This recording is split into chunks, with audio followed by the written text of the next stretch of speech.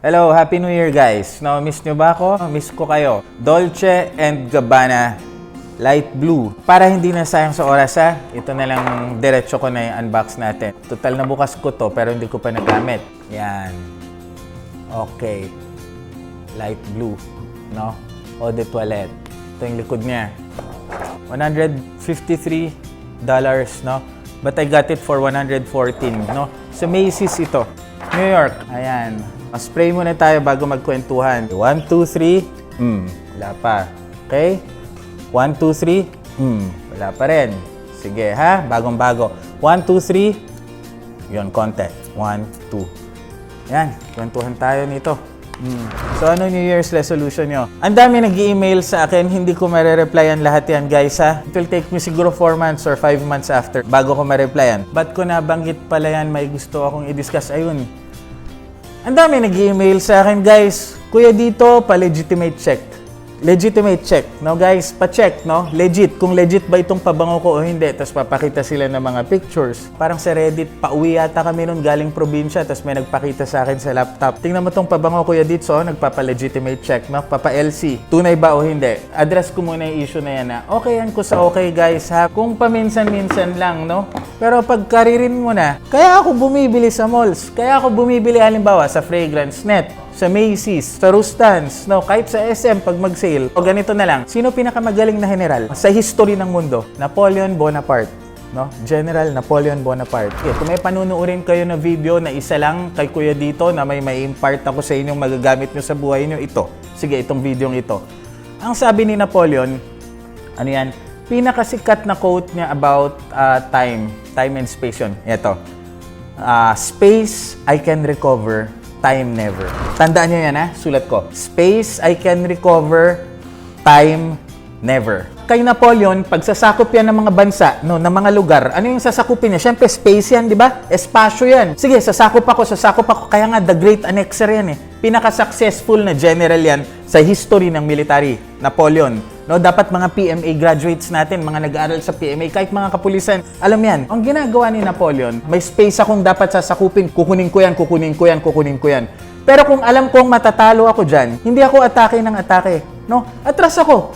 Okay, space yan. No, I can recover that, but time never. Kahit umatras muna tayo, bago natin kunin tong lugar na to, itong spasyo na to, okay lang yan. Balikan natin pag malakas na tayo. No? Kasi space, we can recover. Kaya natin kunin yung mga space na yan. No? Pero time, lost time, never.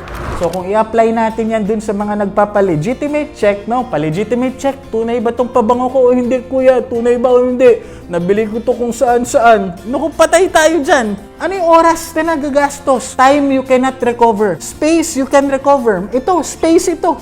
Bagay ito, gamit ito. You can. Magtrabaho ka. Maging successful ka sa buhay. Kaya mo yung mga to. Space to. Space, you can recover. Gamit lang yan. No, pero lost time, never. Maging tactical tayo. No, ganun sa buhay. O bibili ka ng pabango. Okay, nakamura ka ng 2,000 pesos. Pupunta ka sa forums, pupunta ka sa Reddit, mag-email ka kay Kuya Dito. Kuya Dito, tunay ba to o hindi? Pa-LC nga, yan nga, pa-legitimate check. Pagtulog mo sagbi, tunay kaya to o hindi? No, naghahanap ka ng validation, papasok ka ulit sa mga ibang forums, tunay kaya to o hindi? That's wasted time. Guys, ano sabi ko? Time is money.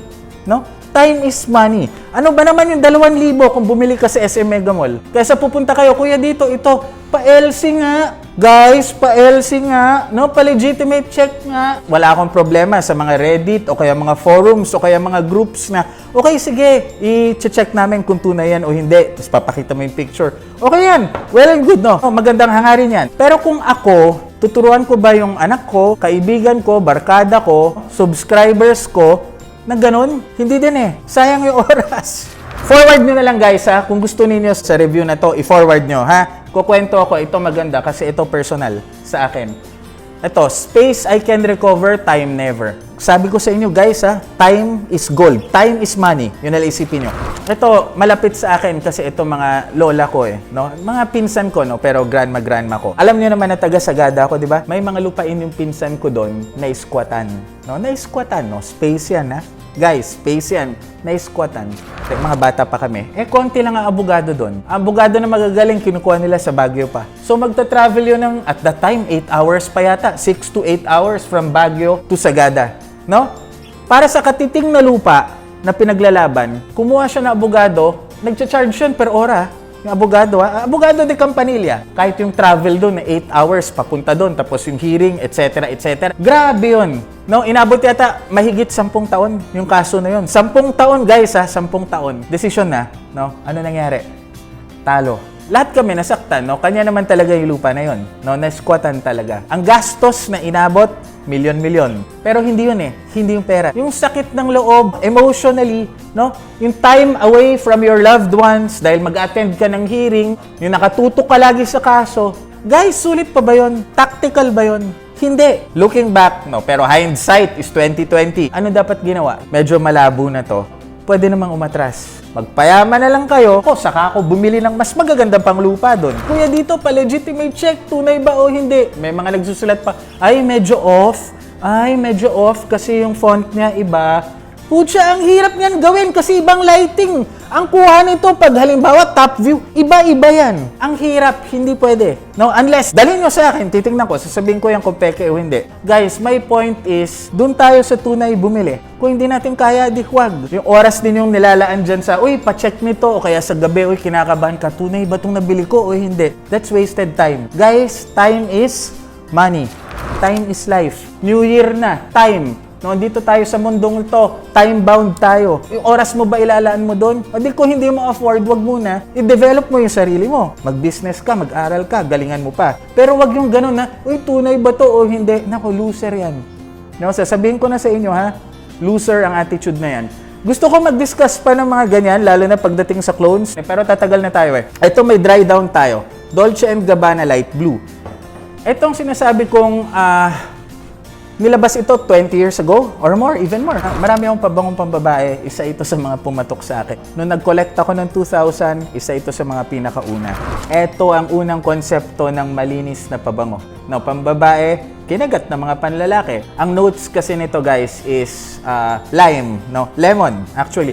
Lemon, and ito ang isa sa mga pinakaunang gumamit ng green apple. No? Ito yung Granny Smith apple na hindi mag-aamoy cleaner. Kasi nilagyan nila ito sa base ng cedar wood. Kaya ako meron ditong lapis. No, isa ito sa pinakauna kong naamuyan ng lapis. Ang maganda nito, kuya, dito pambabae ba? Yes, targeted na pambabae. Pero ang kagandahan nito, kasi it's clean, pasok sa lahat. Lemon, green apple, tapos cedar wood. Lemon, yan ang ginagamit sa mga panlinis. Pangugas ng pinggan, panglinis ng kubeta. Usually, lemon yan. O, apple. Ano yung apple? Panglinis ng buhok. Our shampoos, no? Shower gels. Kadalasan apple yan. No, green apple yan, ang flavor niyan. 'Di ba yung mga purifying shampoos natin, 'di ba? Yung mga anti-dandruff na yan, no? Apple, green apple yan. Green apple extract yan. Clean na naman. Ito, cedar wood. Ano to? Cedar wood yan. Linen, lagayan ng mga tuwalya, lagayan ng mga napkins, no? Ito na yung nauso na amoy. Na-associate ng mga westerners ang amoy ng cedar wood to something clean, malinis. So pag nakatupi na yung mga bed sheets nila, ipapasok na nila sa mga aparador na gawang cedar wood, yan na yung smell. Ito, dry down nito. Spray ako ng opening nito, guys, ha? Grabe, juicy. Juicy to the max.